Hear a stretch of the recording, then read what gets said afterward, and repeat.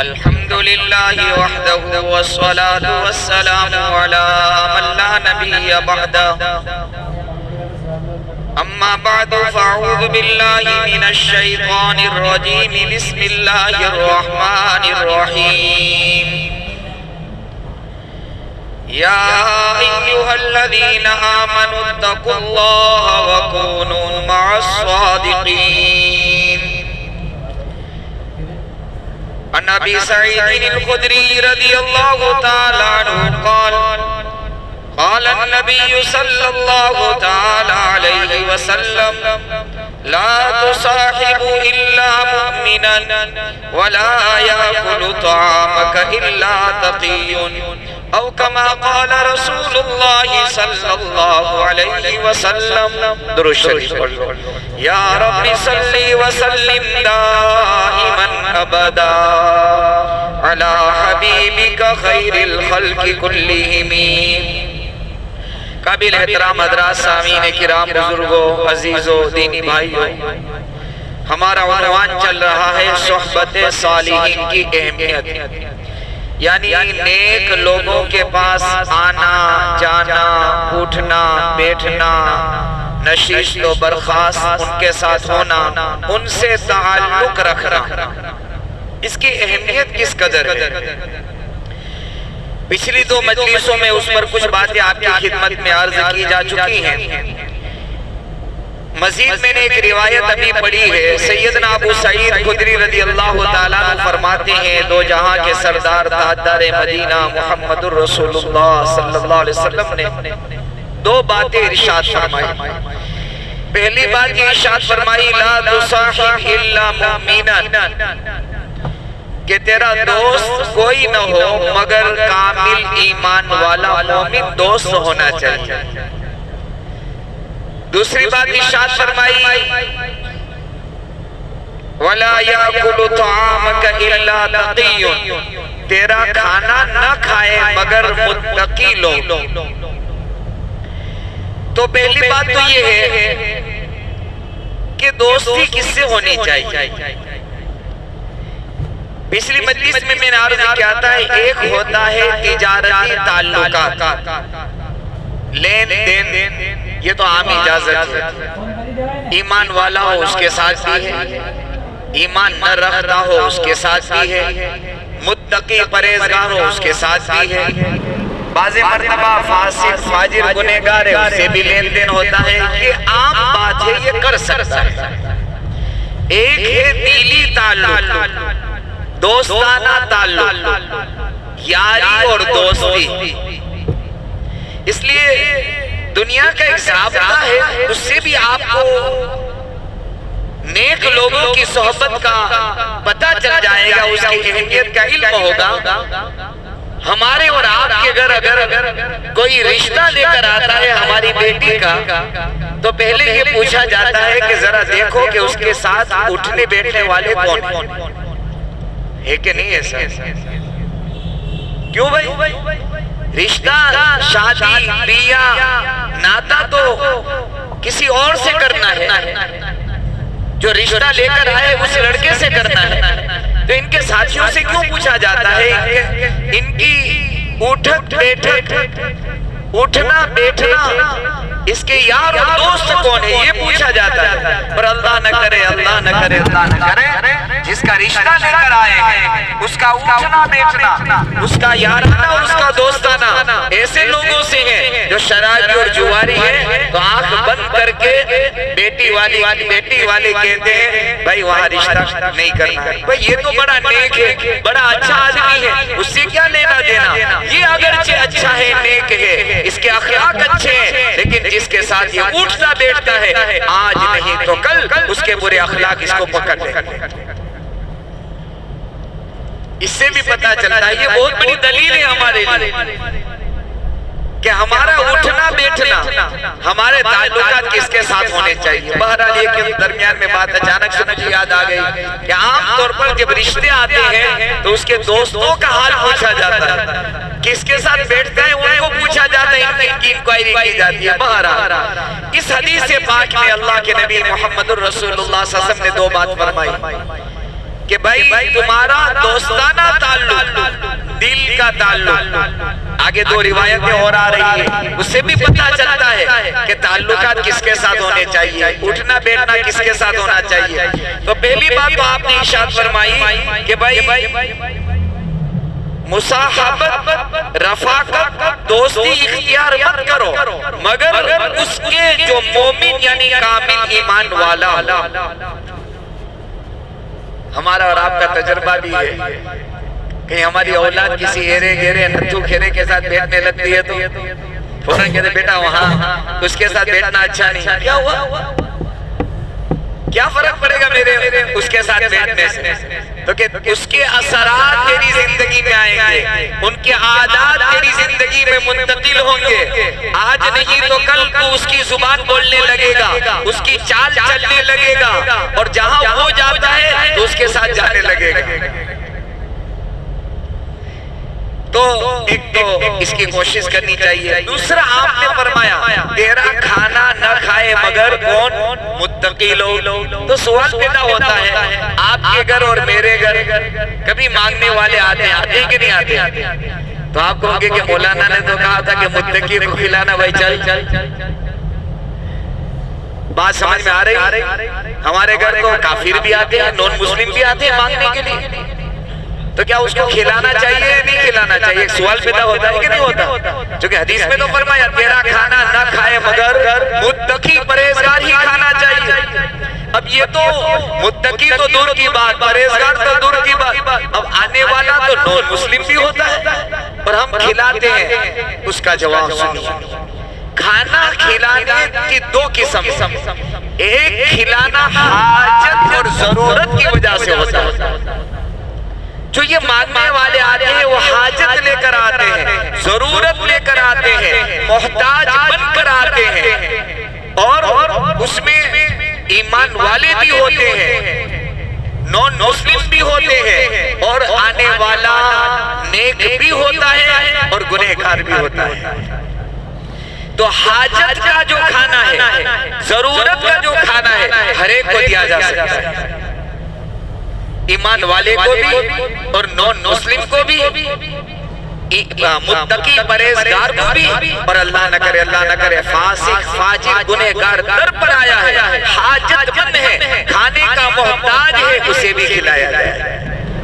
لیکن ایک کھانا ہوتا ہے دوستانہ محبت کا، تو کہا کہ تیرے گھر اگر کوئی آتا ہے دوستانہ کھانے کے لیے، محبت کا کھانا کھانے کے لیے، تو تیری ذمہ داری ہے تو اپنا دوستانہ کھانا، محبت کا کھانا اگر کسی کو کھلانا چاہتا ہے تو متقی پرہیزگار کو کھلا۔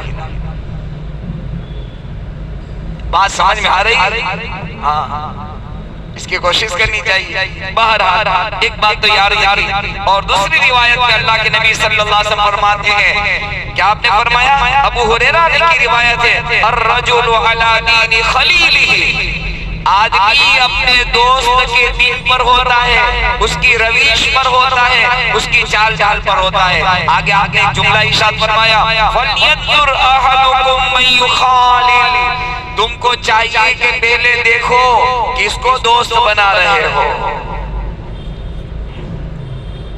ایک عام مسئلہ چل پڑا ہے، کیا چل پڑا ہے پتہ ہے؟ کہ اگر میرا دوست برادران وطن ہندو بھائی ہے، میرا دوست ہے، دوست کا مطلب ہے کہ میرے تعلقات ہیں، تجارت کے ہیں، لین دین کے ہیں، ایسے تعلقات ہیں، تو وہ ہمیں مجبور کرتا ہے، کس پر مجبور کرتا ہے؟ اس پر مجبور کرتا ہے ہم کو کہ بھائی آپ کو ہمارے نورتے میں آنا پڑے گا، اور بازے تو اللہ معاف کرے۔ عجیب مسئلہ ہے۔ دیکھو، ایک ہے وطن کا تعلق، ملک کی بھائی چارگی، اور ایک ہے مذہب کا تعلق، اس میں زمین و آسمان کا فرق۔ ہمارے نبی محمد رسول اللہ صلی اللہ علیہ وسلم نے مدینہ شریف جیسی سرزمین پر رہ کر یہود کے ساتھ بھی آپ کے تعلقات تھے، نصارہ کے ساتھ بھی آپ کے تعلقات تھے، اور صحابہ کے بھی تھے، لیکن ایک صحابی آپ نہیں بتا سکتے کہ جنہوں نے کبھی کسی زندگی کے اندر یہود و نصارہ کے کسی رسم میں، رواج میں، مذہبی کسی کام کے اندر شرکت کی، نہیں بتا سکتے۔ تعلقات اپنی جگہ ہے، ایمان اپنی جگہ ہے، بلکہ ایک روایت میں اگر عرض کروں آپ کے سامنے، ایک موقع سے سیدنا عمر ابن خطاب رضی اللہ تعالی، دھیان سے سننا، ایک یہودی تورات کی تعلیم کر رہا تھا، آسمان کی کتاب ہے، اللہ نے اتاری ہے، موسیٰ علیہ السلام پر نازل فرمائی ہے، صحیح کتاب تھی اس زمانے میں، ابھی رد و بدل اتنا نہیں ہوا تھا جتنا اس زمانے میں ہو گیا۔ وہ پادری، وہ یہودی اللہ کی کتاب، آسمانی کتاب تورات پڑھ رہا تھا، حضرت عمر ٹھہر گئے، سننے لگے، اور تورات آسمان کی کتاب تھی، اللہ کی کتاب تھی، اور اللہ کی باتیں تو اچھی ہی ہوتی ہے، ان کو اچھی لگنے لگی وہ باتیں، کتنی اچھی باتیں ہیں، اور حقیقت میں اچھی باتیں تھی۔ حضرت عمر ابن خطاب رضی اللہ تعالیٰ عنہ میرے آقا محمد رسول اللہ صلی اللہ علیہ وسلم کی خدمت میں آئے اور آ کر کہنے لگے، یا نبی اللہ، یا رسول اللہ صلی اللہ علیہ وسلم، وہ یہودی تورات پڑھ رہا تھا، اس میں کیسی کیسی باتیں تھی، بہترین اچھی باتیں تھی۔ یہ جب باتیں حضرت عمر نے کر کہنا شروع کیا، روایت کی الفاظ ہے، یہاں عمر بول رہے تھے، وہاں میرے محبوب کا چہرہ سرخ اور ایک دم سے لال ہو رہا تھا اور غصہ ہو رہا تھا۔ اے عمر، پھر آپ نے فرمایا، عمر سن لے، محمد صلی اللہ علیہ وسلم پر جو کتاب اتری ہے، اس کے بعد دنیا میں کسی کتاب کی ضرورت نہیں۔ کیا کہہ رہے ہو؟ تورات کی بات کر رہے ہو، حالانکہ تورات اللہ کی کتاب ہے، لیکن کہا کہ محمد کا دین آ گیا، محمد کا مذہب آ گیا، محمد کا کلمہ آ گیا، اور محمد پر اتری ہوئی کتاب اللہ کی قرآن آ گئی۔ اس کے بعد کسی دین، کسی شریعت، کسی کتاب، کسی مذہب کی دنیا میں اب ضرورت نہیں۔ آپ کو اتنا غصہ آ گیا، لیکن آج ہمارا کیا حال ہے؟ معاف کرنا، ایمان کے خطرے ہیں۔ یہ کوئی یعنی کہتے ہیں کہ وطن کی بھائی چارگی، یہ وطن کی بھائی چارگی شریعت اس کی اجازت نہیں دیتا ہے کہ ہم کسی کی پوجا کرنے لگے، کسی کے سامنے سر جھکانے لگے، کسی دیوی دیوتاؤں کو اللہ اور معبود اور پرستش ہم اس کی کرنے لگے، ہرگز مذہب اس کی اجازت نہیں دیتا۔ بھائی چارگی کا مطلب کیا ہے؟ امن سے رہے، محبت سے رہے، وہ ہمارے بھائی، اچھے اخلاق سے رہے، ہم ان کے ساتھ رہے۔ یہ ہو نہیں سکتا صبح قیامت کے تک کہ ہم وہ کریں جو وہ یہ کر رہے ہیں، یہ کبھی صبح قیامت تک نہیں ہو سکتا۔ ابھی کل پرسوں کا اخبار پڑھ رہا تھا، عجیب مضمون لکھا تھا، میں تو حیران ہو گیا، دیکھیں ان کے ماں باپ آپ کو پوچھتے بھی ہیں کہ نہیں؟ یہ جو ابھی تیوہار چل رہا ہے اس کا مطلب کیا ہے پتہ ہے؟ ان کی پوجا کرنا، ان کے چکر کاٹنا، اس کی پرستش کرنا، اس کی عبادت کرنا، اسلام کے اللہ کے علاوہ کسی کی عبادت چاہیے۔ تو ایمان کے مسئلے یہ تو ماں باپ کو سوچنا چاہیے کہ بھئی ہم کیا کر رہے ہیں، ہم اپنی بیٹی کو کہاں بھیج رہے ہیں اور کس کام کے لیے بھیج رہے ہیں۔ اللہ اپنی امت کی حفاظت فرمائے۔ بات یہ اچانک سے یاد آ گئی تھی، مضمون کہیں آگے نکل گیا۔ عرض میں کر رہا تھا کہ اللہ کے نبی صلی اللہ علیہ وسلم نے فرمایا کہ آدمی کو چاہیے، کیا فرمایا کہ آدمی اپنے دوست کے دین پر ہوتا ہے، اپنے دوست کے دین پر ہوتا ہے، چاہیے کہ وہ دیکھے کہ کس کو اپنا دوست بنا رہا ہے۔ اور یاد رکھنا، جب جلتا ہے تو ایک کہوت ہے کہ نیلا بھی سوکھے کے ساتھ جل جاتا ہے۔ اللہ کا عذاب جب پکڑتا ہے، اپنے نافرمانوں کو پکڑتا ہے، اپنے باقی بندوں کو اللہ کا عذاب پکڑتا ہے۔ اور اگر ہم ان نافرمانوں کے ساتھ ہیں تو قرآن کا اعلان ہے، وَلَا تَرْكَنُوا إِلَى الَّذِينَ ظَلَمُوا فَتَمَسَّكُمُ النَّارُ۔ اے لوگوں، تم گنہگاروں کے ساتھ کی طرف نہ جھکو، کہیں ایسا نہ ہو تمہیں بھی حجم کی آگ پکڑ نہ لے، اپنا میلہ لگنا جھکاؤ نہیں ہونا چاہیے۔ بعض لوگ تو یہ کہتے ہیں، بعض لوگ یہ کہتے ہیں آج ہی واٹسوں پر میں نے مجھے باہر سے ایک کلپ آئی، ایک مسلمان بندہ، دھیان سے سننا، ایک مسلمان بندہ جو کہہ رہا ہے وہ حقیقت میں مسلمان نہیں ہے، اللہ کے دشمنوں کے ایجنٹ ہیں، یہ ایمان کے ڈاکو ہیں، وہ ڈیبیٹ کر رہے ہیں اور ڈیبیٹ میں وہ مسلمان کیا رہا ہے، وہ بڑا پروفیسر ہے، وہ یہ کہہ رہا ہے کہ میرے پاس کسی آدمی نے انگلش میں یا کسی اور زبان میں کہا کہ گیتا کا ٹرانسلیٹ کر کے بھیجا، کیا کر کے بھیجا، اور میں نے پڑھنا شروع کیا تو یہ مسلمان یہ کہہ رہا ہے جس کے پاس اللہ کی سچی کتاب، اللہ کے سچے نبی، اللہ کا دیا ہوا سچا دین اور شریعت ہے، وہ یوں کہہ رہا ہے کہ گیتا مجھے بہت اچھی لگی اور گیتا کی ساری باتیں قرآن سے زیادہ، نعوذ باللہ، کیوں وہ یوں کہہ رہا ہے کہ قرآن کے اندر وہ چیزیں نہیں ہیں، ان کے جملے میں نقل کر رہا ہوں، قرآن میں وہ چیزیں نہیں ہیں گیتا میں، گیتا تو دنیا کی کتاب ہے، انسانوں کی لکھی کتاب ہے، اور قرآن تو اللہ کا اتارا ہوا اتاری ہوئی کتاب۔ تو آدمی کبھی بہاؤ میں بہ جاتا ہے، جدھر مولا ادھر شاہ شولا، جدھر ہوا کرو اسی طرح چل پڑتا ہے۔ اور آج حال کیا بنا ہے پتہ ہے، کبھی کبھی ہمارا گزر ہوتا ہے انتہار کے اندر، کبھی راستوں سے نظر پڑتی ہے تو برادران وطن سے زیادہ دیکھنے والے ہمارے ایمان والے،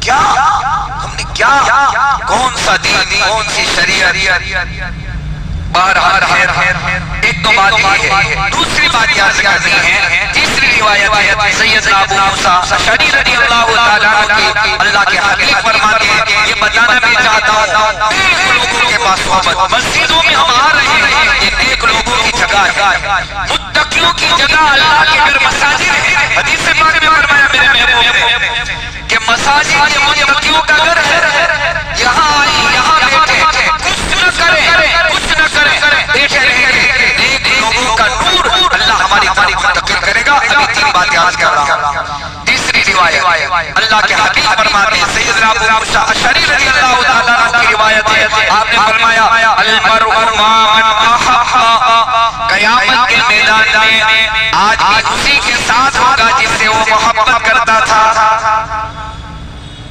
اب ہمیں اپنا فیصلہ کرنا ہے کہ قیامت میں کس کے ساتھ کھڑا ہونا ہے، انبیاء، صدیقین، شہداء، صالحین کے ساتھ کھڑا ہونا ہے یا اللہ کے دشمنوں کے ساتھ کھڑا ہونا ہے۔ میرے محبوب نے صاف فرما دیا جو جس سے محبت دنیا میں کرے گا قیامت کے میدان میں اس کے ساتھ اٹھایا جائے گا، اللہ اس کے ساتھ کھڑا کر دے گا۔ ہم تو نمازیوں سے محبت کریں، ہم متقیوں سے محبت کریں، اللہ کے نیک بندوں سے محبت کریں، ہماری محبت ان کے ساتھ۔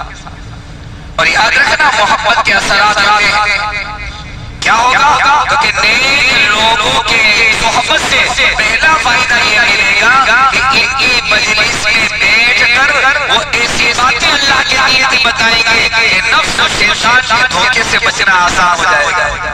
استاد ہوتا ہے نا اپنے گرو کو داؤ سکھاتا ہے، کیا سکھاتا ہے، لیکن کچھ استادوں کے استاد ہوتے ہیں۔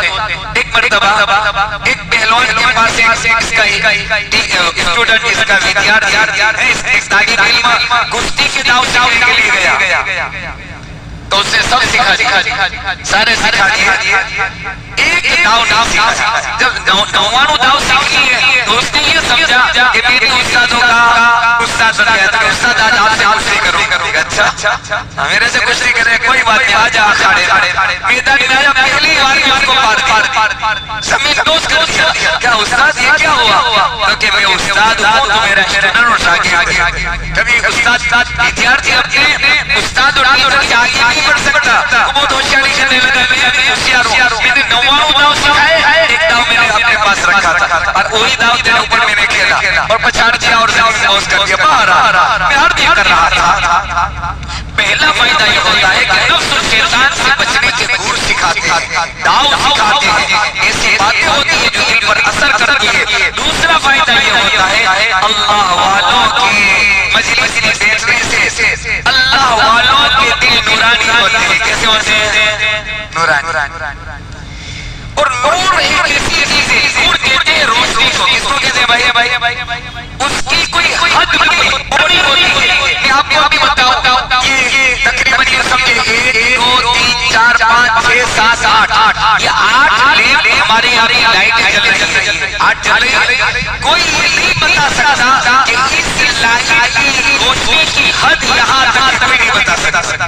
اب آپ ماڈل نکی کر سکتے ہو کہ یہ لائٹ ہے, اس کی شعاعیں, اس کی روشنی کی حد 2 3 4 فٹ تک ہے, اس کے آگے کوئی نہیں بتا سکتا. ٹھیک اسی طرح سے اللہ والوں کے دلوں کا نور جو ہے اس کی کوئی حد نہیں. دلوں کا نور دلوں کی طرف اللہ منتقل کرتے ہیں. اس کی مثال بھی دے رہا ہوں. ایک اور بات کی عرض کرنی ہے مجھے, وہ میں عرض کر دوں. بہت سارے فائدے ہیں اللہ والوں کی صحبت اٹھنا بیٹھنا. علماء نے لکھا ہے اللہ والوں کی صحبت میں جا کر اتنا ہی کہو گے میرے لیے دعا کرنا. جب رات یہ اٹھیں گے دعائیں کریں گے تو یوں کہیں گے اللہ جس نے مجھ سے دعا کا کہا ہے تو اس کا کام بنا دیا, ہمارے کام بن جائے.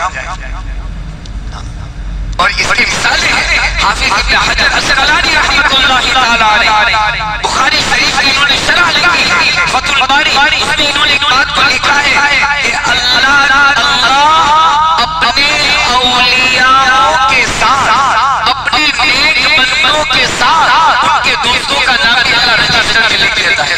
پھر حضرت نے مثال دی ہے کہ اگر آپ کے یہاں کوئی اللہ والے آ جائے یا آپ کا بہت جگری دوست آ جائے, دوست آپ کا کتنے ہوں گے, لیکن اس دوست کے ساتھ 5 اور آ گئے تو آپ یوں کہو گے بھائی تم سائیڈ میں ہو جاؤ, اس کو ادھر میرا کہ کیا کر رہا ہے, یہ بھی میرے ہیں, کہ آپ 5 آ جاؤ.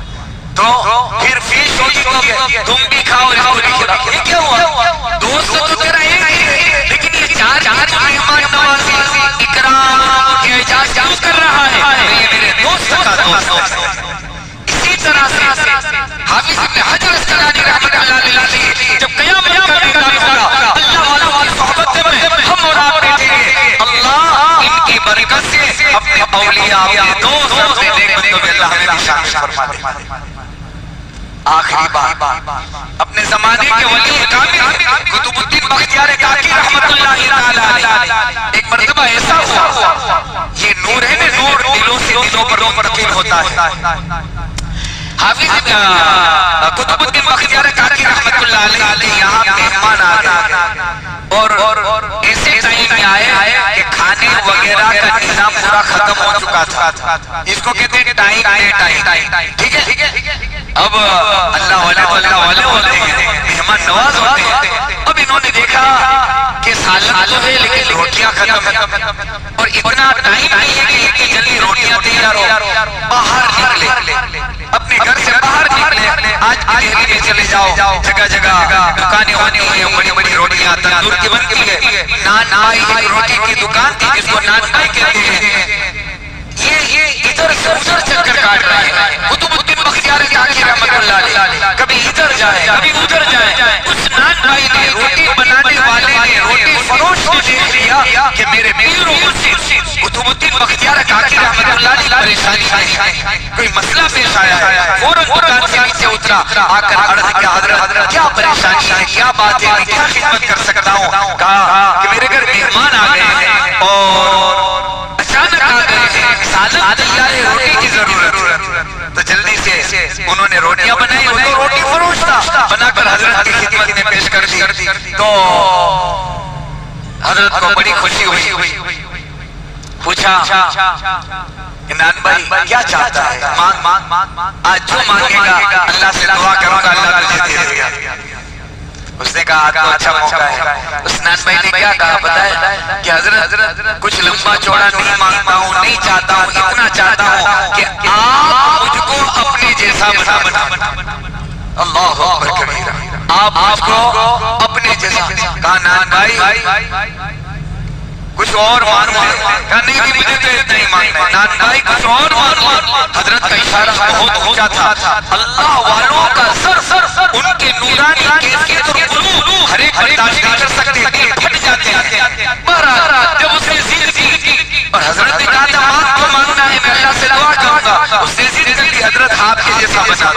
کمرے میں لے گئے، آپ کے حالات زندگی میں لکھا ہے، قطب الدین بختیار کاکی رحمت اللہ تعالی علیہ نے اس نان بھائی کو اپنے سینے سے نچوڑا، اپنے سینے سے لگایا۔ اس کی دلیل یہ ہے آقا دو جہاں محمد رسول اللہ صلی اللہ علیہ وسلم وہ غار حرا کے اندر حضرت جبرائیل آئے تھے، کہا اقرا پڑھو، ماں نبی پاک نے پڑھا ہوا نہیں، 3 مرتبہ، جب 2 مرتبہ انکار کیا، جبرائیل نے اپنے سینے سے محمد رسول اللہ صلی اللہ علیہ وسلم کو لگایا اور کہا اقرا، تو آپ نے کہا کہ پھر وہ آیتیں پڑھائی، اقرا بسم ربک الذی 5 آیات پڑھا۔ یہاں قطب الدین بختیار کاکی رحمت اللہ علیہ نے سینے سے لگایا، اللہ سے دعا کی، پھر نان بھائی کو اپنے سینے سے اپنے جسم سے جدا کیا ہے۔